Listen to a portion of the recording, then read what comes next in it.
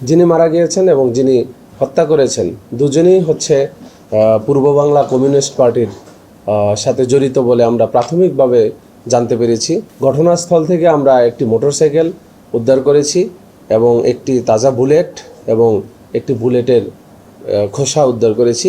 8/6/2026 সন্ধ্যা 6:45 ঘটিকায় সদর থানাধীন আশরাফিয়া মাদ্রাসার মূল প্রবেশ পথে একজন গুলিবিদ্ধ হয়।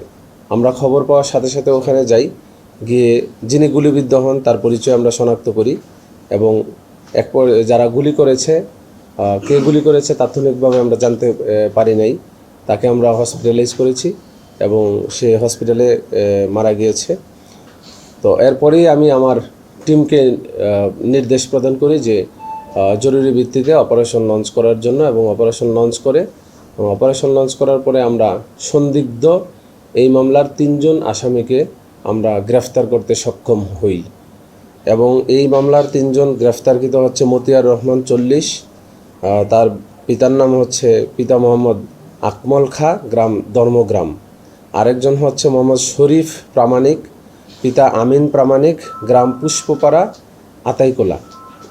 আরেকজন হচ্ছে মনিরুল ইসলাম, পিতার নাম হচ্ছে সোহরাব মোল্লা, গ্রাম আফরাবাদ, সদর থানা, জেলা পাবনা। জাফরাবাদ সদর থানা।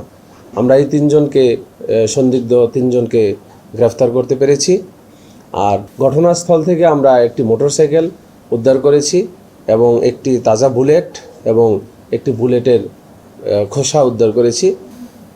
তো প্রাথমিকভাবে এই হত্যাকাণ্ড কেন হয়েছে সেটা আমরা কিছুটা পেয়েছি, বিষয়টা তদন্তাধীন, সেজন্য ডিটেলসে আমরা যাচ্ছি না। তবে যিনি মারা গিয়েছেন এবং যিনি হত্যা করেছেন দুজনেই হচ্ছে পূর্ব বাংলা কমিউনিস্ট পার্টির সাথে জড়িত বলে আমরা প্রাথমিকভাবে জানতে পেরেছি। এটাও জানতে পেরেছি যে এই হত্যাকাণ্ডটি সংগঠিত করার জন্য পূর্ব থেকেই তারা পরিকল্পনা করেছিল মর্মে আমরা একটা সংবাদ পেয়েছি এবং তারা সুযোগ পাচ্ছিল না আইনশৃঙ্খলা বাহিনীর তৎপরতার কারণে। হঠাৎ করে তারা সুযোগ পেয়ে এই ঘটনা ঘটিয়েছে।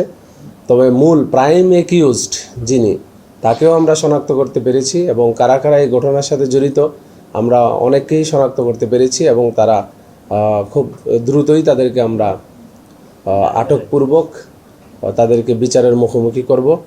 আমরা বিষয়টা খতিয়ে দেখছি, যেহেতু তদন্তাধীন বিষয়, এটা এখনই বলা যাচ্ছে না।